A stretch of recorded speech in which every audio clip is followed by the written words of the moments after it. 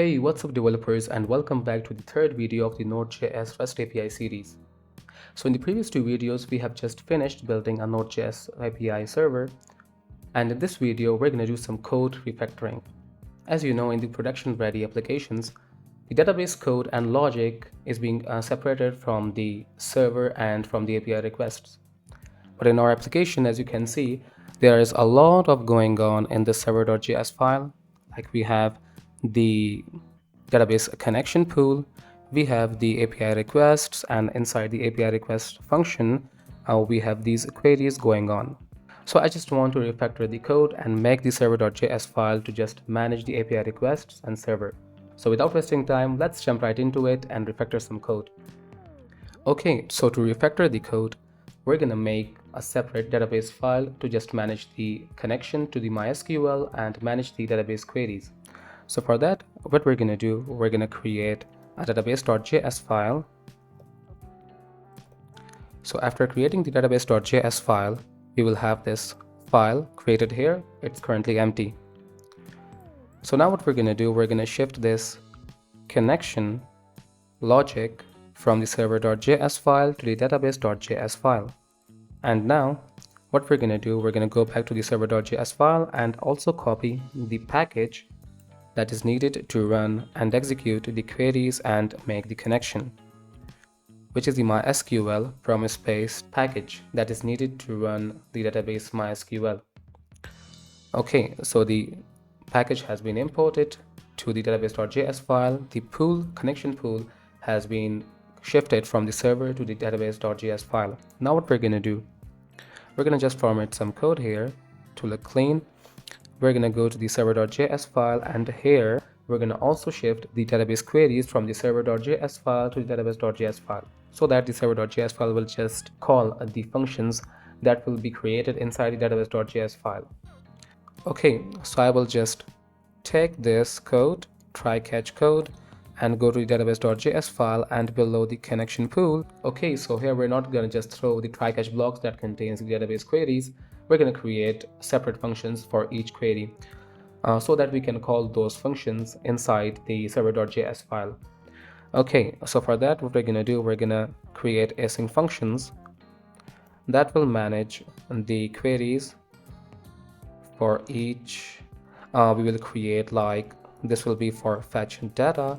This will actually select the data from the database. This will contain the select query with the try catch block. Now what we're going to do, we're going to also create these functions for the rest of the queries of database. So for the insert, we're going to create async function insert data, and yeah,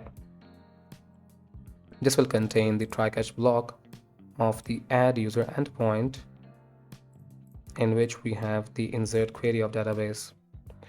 After that, we will just go on and create the other functions for the update and the delete data. Okay, so here we're gonna just cut this code from here, go here and paste it. And for the delete, we're gonna just first go and cut the try catch block, go here, scroll down. As you can see how tab 9 is suggesting me code. We're gonna just copy paste here, format the document so the code looks good. Okay, so now the database connection and the queries has been shifted to a separate file called database.js file. So now how we will shift and export these functions to the server.js file, and how we will be able to call these functions from the server.js file. So for that, we're going to use the export.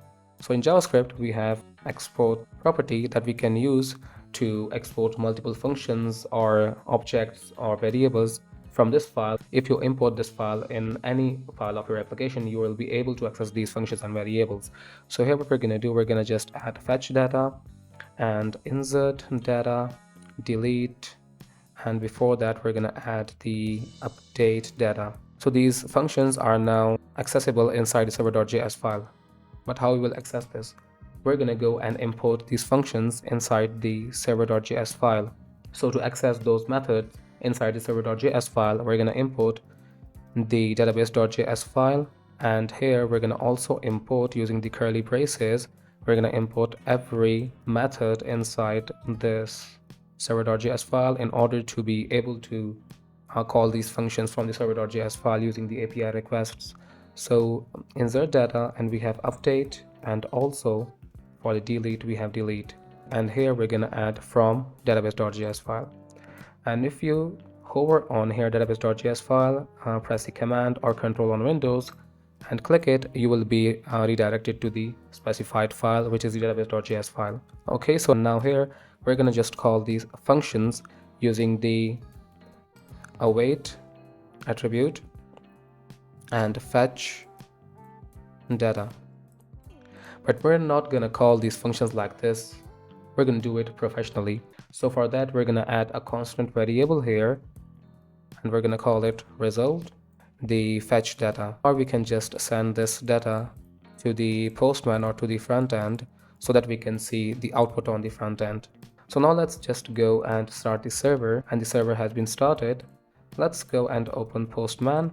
I have already created the methods in the previous video, so I'm not going to create it again. So if we come here, go to the get data and just hit this endpoint, which will get and select users from the database. So just click on it, and as you can see, we are getting 200 status code, and it means that the data has been selected and fetched from the database. But we are not getting sensible and more user-friendly response on the front end. We have to throw some response to the front end if the user is fetched, so we have to send something like user fetched, and we have to show some users and or some names of the users so that we can know the users are actually fetched to the front end or something like that. So for that, we have to go to the VS Code back, and here we will actually do what? We will add here if statement, but before that I want to just cut this code and add here a try catch block that we can use to actually add some sensible response.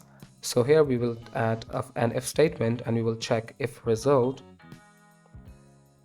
like if we have data inside result. So what we can do here, we can send a response dot status, which will be 200, or we can say 201. These are both successful status code responses. And we're gonna also add another method here, forwarding with the status code, which will be .send, and this will contain a JSON data, and inside that the data will be a message, and the message will say that data fetched successfully. So now the user is able to know that the data is fetched or not, and the data which will show the result, and the result contains the data of the users which are inside the database. So here we can just display the result here, but before that, to actually display the user data like ID, name or email, we will go to the database.js file, and here we will not send response to the front end because this response is the argument that is coming from this function here, and we have no function here that is just providing this response argument here. So we will just do what? We will return the rows here. So now we will go back to the server.js file, format some of the code, and now we will come back to the postman and clear the response. We will just again press on the send. Oh, okay, I got it. The MySQL server has not been started yet. So first of all, we're going to start the MySQL server. I'm using DB engine to just create and start the server. So the MySQL server was not started, so Node.js server was unable to connect with this MySQL server and the database. We're going to also open the table plus to just visually manage the database and see what is going on actually inside the database users table. So here what we're going to do, we're going to just open the Node.js test, and here as you can see we have some data inside the users table, and here we're gonna save this file, and the server will be restarted again. As we are using NodeMon, we will go back to the postman and test the response here. We're gonna just click on send, and as you can see we are getting a message, data fetched successfully, and we are getting an array. Inside the array we are getting the JSON response of a user that includes ID, name and email. But if you want to just display a specific data like name or email or ID, you can come here and just add dot name, and it will just display the name of the user. If I just clear the response and send it again, so as you can see, message data fetched successfully, but we are not getting any. Okay. Actually, if I remove this and come here, send it again, so as you can see, the user's data JSON format is actually inside an array. So we're gonna have to wrap this result inside the square brackets so that now we can get specific information or attribute like name from the database. And if I come here again, clear the response, come here, click on send, as you can see, we are getting message data fetched successfully and we are getting data John. So this is the name of the actual user which is inside the database users table. Okay, so now we're done with the select query, refactoring the code, the database query, and also we refactored the API request which is on the server.js file. So now we're gonna hop on to the next queries and API request, and we're gonna just refactor the code. So before refactoring and adding some data inside the request, we're gonna go to the database.js file, and as we change the response to the return rows here, we're gonna just copy paste this return rows code here, and I'm gonna also change these here as well for the delete and for the update query. So we're gonna not need to do it again and again for every request. Okay, so the data has been changed here. Now we will get some response to the front end, to the server.js file. Let's go to the server.js file and add some try catch block here. So we will add try catch block. Inside this try catch block, we will just copy paste this code, or we will just go with this whole code. We will just update this. Okay, so this will contain the same result variable here, and here we will just change this to insert data, which will insert the data inside the database. So this will check if result means that if the data has been inserted, so it will throw the status code of 2041, which is the successful status code, with the message data inserted successfully, and we can get the name of the user that is being added to the database, and we can get the name of the user that has been added to the database.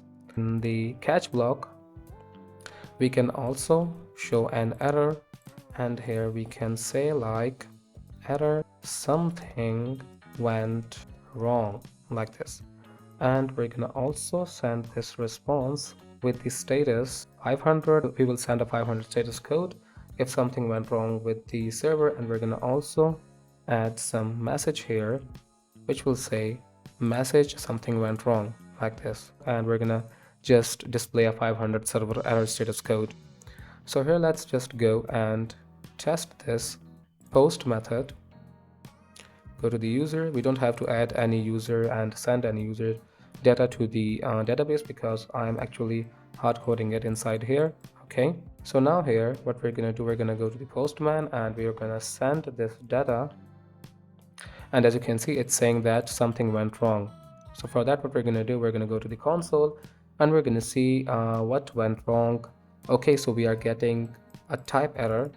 Okay, so here actually I was encountering with the issue that was just sending 500 internal server error response to the postman response, and we were getting error something went wrong, and the data was actually being added inside the database. Let's just need this first and go solve this issue. Okay, so I have just added the result with the curly brackets here to just iterate through the data that is coming from the database and .js file, and from that we can just take any specific attribute from the table columns. Okay, we can just specify data from the table columns, but here in the insert query we are not getting any data back to the response. So we will just gonna remove this and it will solve this issue. It was just displaying the issue of type error, intermediate value is not iteratable. So it was just talking about this result variable because there was the insert query and the insert query was not returning any data from the database, on successful inserting, it was not getting any data inside the result, and we were just making this variable able to just display some data to the front end. So this was the issue, and we have solved it inside this video. So just remove the square brackets from here because it's the insertion method which we are targeting. We don't have to display any data because we are not getting any data from the database on the insertion. We will just display this message, data inserted successfully, and we're going to go and see if our data has been added or not. The rest of the code will be the same as it is. So we will go to the postman and come here, create a response, hit the send, and as you can see we are getting 201, which is the successful status code, and we are getting a message that is saying data inserted successfully. And if we go to the database, refresh the page, and as you can see we are getting data that is inserted inside the database table users. So now what we're going to do, we're going to go and refactor the code of the other requests and queries which are left now. The one is update and the other is delete. So first of all, we'll go to the database.js file, and here I think we don't have to make any changes because I have already made changes. That was just to write return rows here. So we don't have to make any changes here. We're going to just go to server.js file and add some try catch blocks here. We're going to just copy paste this try catch block from the post method. We're going to just copy paste this here, and also here we're going to just go and change the function from insert to update. And here on the delete we have to change this data from insert to delete because we are calling and targeting actually the delete function. So it will throw a message that data deleted successfully, and in the update request we're going to get data updated successfully. Now we're going to go and test the other request, which is update and delete. So what we're going to do here, what we're going to update actually, we're going to go to the database.js file, and I'm just hard coding here. We're going to update users, and we're going to set name where email is this. We're going to set name this where email is this. So actually our name here is John, and where the email is equal to this john@gmail.com, the John will be converted to John Doe. Okay, and also in the delete function, the user from the users table will be deleted if the email is equal to john@gmail.com. So now just come here to the postman. We're going to go and test these requests. So first of all, the update method, just press on send, and we're getting data updated successfully. We're going to go to the database table, refresh the page. As you can see, these both names are changed from John to John Doe. And now we're going to come here to the delete method. We're going to just click on send, and we are getting data deleted successfully. And we're going to go and just refresh the page, and as you can see both emails were equal to john@gmail.com, so both the users have been deleted. So this was all about refactoring the code and separating the database logic from the server.js file. Okay, so in the next video of this series, we're going to actually make this application more secure. We're going to create the .env file, which is the environment variables file that will contain all of the sensitive information of our application, and API keys, secret keys, and any secret keys and any sensitive information that you want in your application to be saved and to be hidden from the end user. So it should be in the .env file. So we're going to create a .env file, and we're going to make this application more secure. And in the end of the series, this application will be a production ready application, and we're going to also deploy this application to the live server using any cloud hosting providers. So if you like the video, subscribe to my channel, keep supporting, and stay tuned for more because there are more videos coming on in the future.